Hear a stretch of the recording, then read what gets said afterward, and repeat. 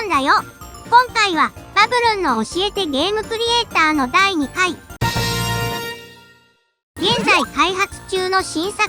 パズルボブルエブリバブルのスタッフのみんなに、ゲームクリエイターがどんなお仕事なのか教えてもらう企画だよ。いろいろあるお仕事のうち、第2回目はレベルデザイナーのお仕事についてインタビューするよ。ゲストはこの人。こんにちは。株式会社台東レベルデザイナーの伊予正です。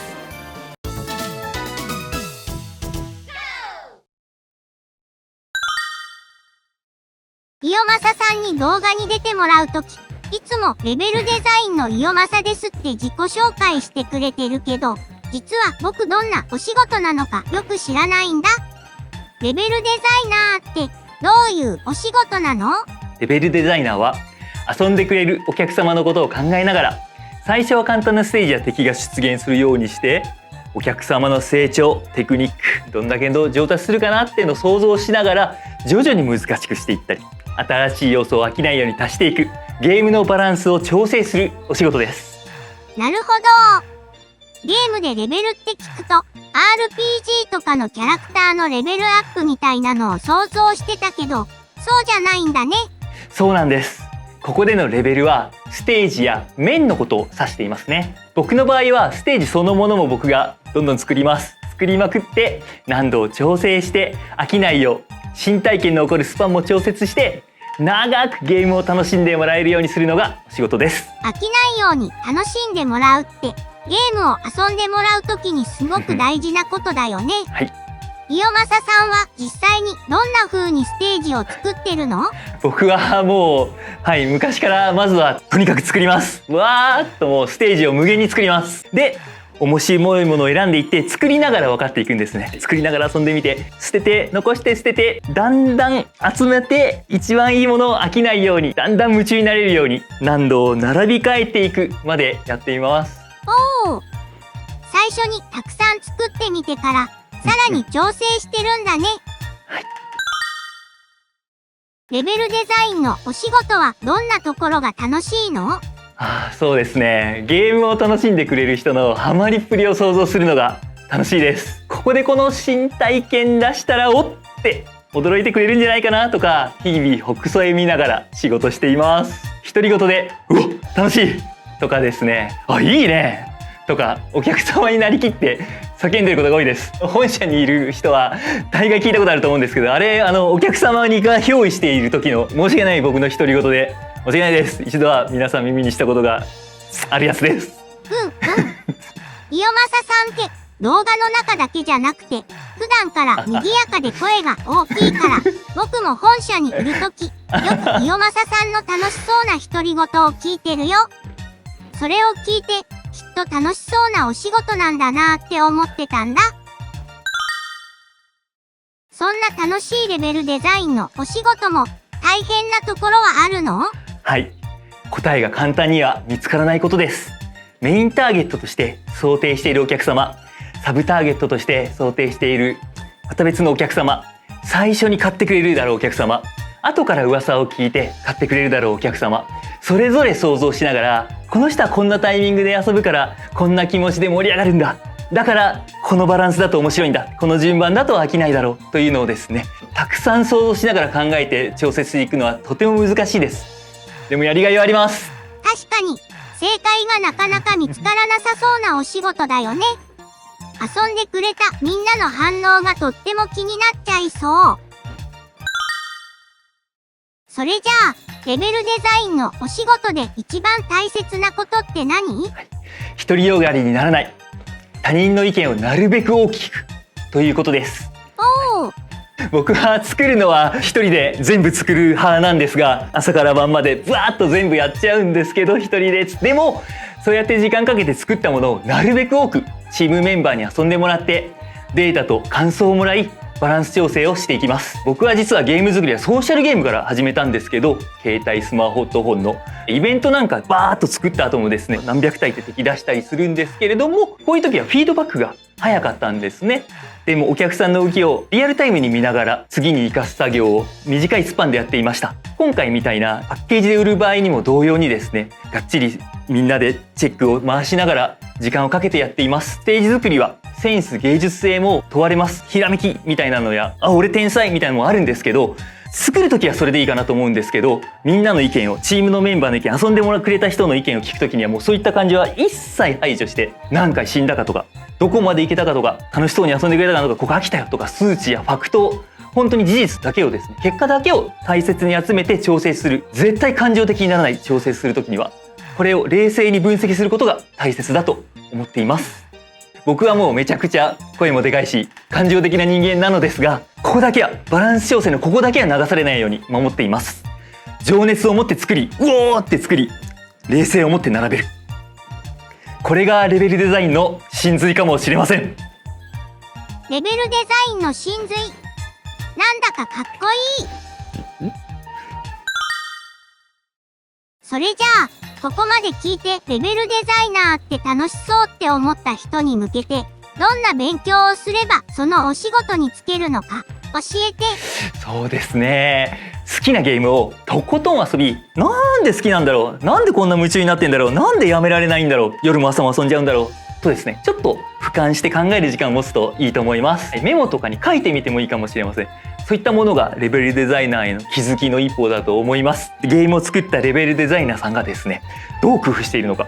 感じるのかが勉強になると思います。僕も日々やっています。ゲームを遊ぶこと自体が勉強になるんだね。そういう見方でゲームを遊ぶのも新鮮で楽しそう。僕も今度やってみようかな。ここからは新作のパズルボブルエブリバブルの開発秘話を聞いていくよ。まず最初に、パズルボブルエブリバブルでは、伊予正さんはどんなお仕事をしているの？今回は僕は実はゲームデザインも担当させてもらっていて、特殊バブルの仕様ですとか対戦のルールですとか、そういったところもゲームの基礎部分もやりました。一通りそちら作った後はですね、いよいよレベルデザインとしてのお仕事の始まりです。まずはですね、とにかくステージを作りました。ものすごく作りました。作ったステージのコンセプトメモりながら、あれこのパターンまだ作っていないなとか、これやってみたら面白いんじゃないかなとか、俯瞰で確認しながら、ちょっとこう引いてですね、確認しながら作っている最中にまた新案を思いつき、他のやり方もやられる方もきっといると思うんですけど、もう僕は作りながらじゃなきゃ考えられなくて、とにかくバンバン作って思いつき、作ってる最中にまた思いつき、いろんな体験をしてもらえるように本当に様々なタイプを作ったつもりです。ステージごとにコンセプトがあるんだね。そうなんです。ストーリーモードのパズルステージは伊予正さんのお仕事がたくさん詰まってるんだね。はい。今回こんなところにこだわってるよっていうのを教えて。今回はですね、一人でもみんなでも遊べるよにつきます。ゲームはですね、本当に基本一人で遊ぶもの。ソロが楽しいのはもう絶対に譲れません。僕もまずは一人でどんなゲームを遊びますが、その上で2人以上でバブルシューティングでパズルを解く。そっち頼む。おお任せよう。アイテムお前に回すぞ。あそこ頼む。ありがとう。俺のサイドクリアできたよ。よし、今また援護に回る。とうとうのこの FPS マルチプレイのようなですね、この掛け合いが楽しめる、こんな幅の広さには今回挑戦していて、自分で一人で遊ぶのはもちろんできます。一通り解いた後もですね、奥深いやり込み要素もありますし、僕らの用意したやり込み要素終わった後はですね、もう自力でとんでもない RTA 目標を立ててもらって、一人でとことん遊ぶことはもちろんですけれども、これ一本家に置いておけばですね、急な友達が遊びに来たとかですね、親戚家族付き合いがなんかそんな時があった時にですね、もうみんなでもいきなり遊べる、あなたのライフスタイルに合わせて常に場を盛り上げられる、そんな一歩になるようにステージ作りをこだわりました。エブリバブルは結構みんなでワイワイ遊べるよっていうのをアピールしてるけど、一人で遊んで楽しいっていうのはもちろんあった上で、2人以上での楽しみ方が考えられてるんだね。おー。じゃあ逆にこんなところに苦労してるってところとかある？あります。今終わったからこんな笑顔で話せますけどですね、マルチプレイの調整は地獄の日々。はい、やるぞと言ったにもかかわらず2人3人4人皆社格が違うので個別に調整するのは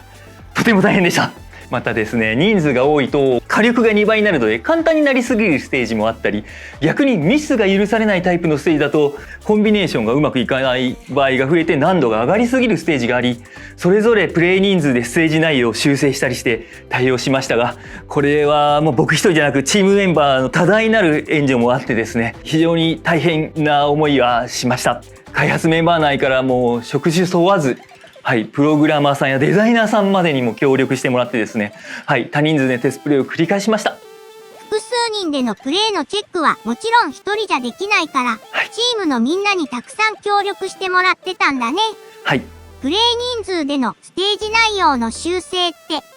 えばどんな修正をしてたの？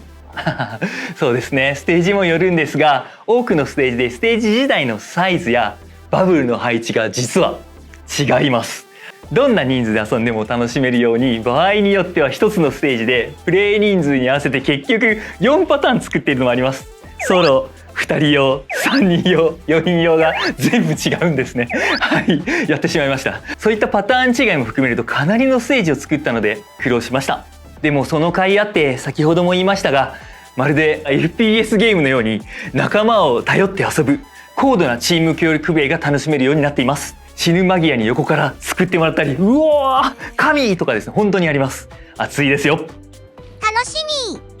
でも初心者の方もね、怖がらないでくださいね。ここが長年の結構関わらせてもらってますレベルデザイナーの腕の見せ所を見せたかなというところで、ポップに遊べるステージやモードもたくさん作っています。ゆっくりストーリーモード 1-1 から遊んでいただければですね、遊べば遊ぶほどゆっくりハマっていただけるようにもなっているつもりです。うわーすごく大変そう。でもその分すごく楽しいステージになってそうだね。イヨマサさんから見て、パズルボブルエブリバブルはどんなゲーム？長く遊べるお得なゲームです。ゲームってこうじゃなきゃダメだなと思っていて、ストーリーモードもソロで単純クリアするだけでもかなりのボリュームですが、星3最高評価を狙って目標タイム内にクリアしようとすると、戦略やテクニックが必要になって深みもある遊びができますよ。頭使っちゃいますよ。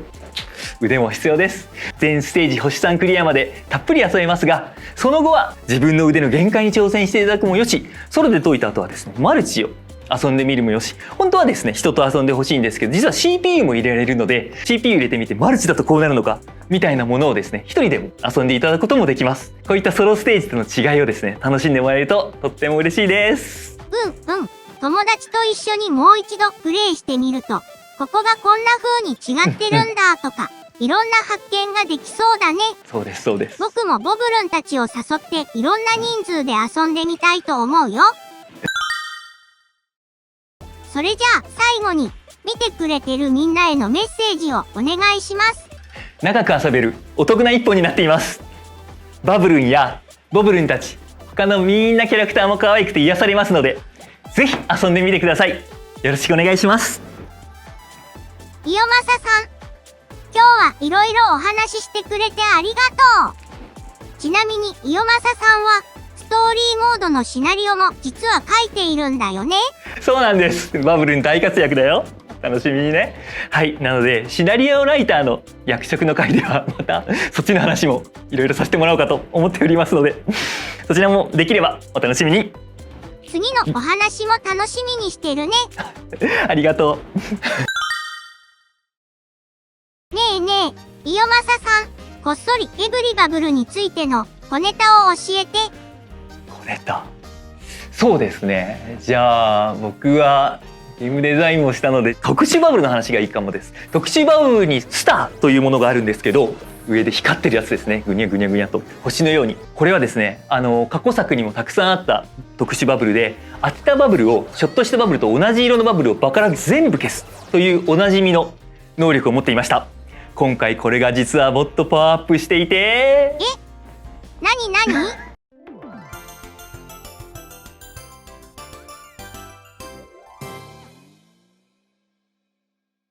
スターをちぎって手玉にしてから投げると同時に当たった色のバブルを場から全部消せます。